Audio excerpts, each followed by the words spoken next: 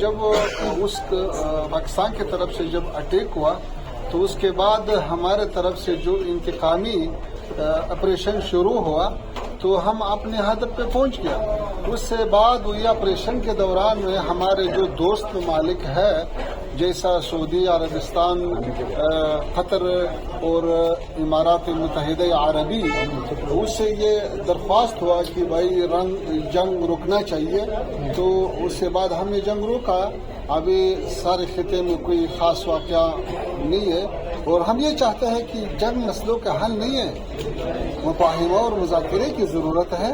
تو اس سلسلے میں آگے بھی ہمارا یہ پالیسی ہے اور ہم یہ چاہتے ہیں کہ سارے خطے کے ممالک اور خطے کے سارے لوگ آرام اور خوش اور اچھا زندگی کے مالک ہو اور اچھا زندگی گزارنے کی زمینہ اور شرائط برابر ہو جائے. بالکل. آج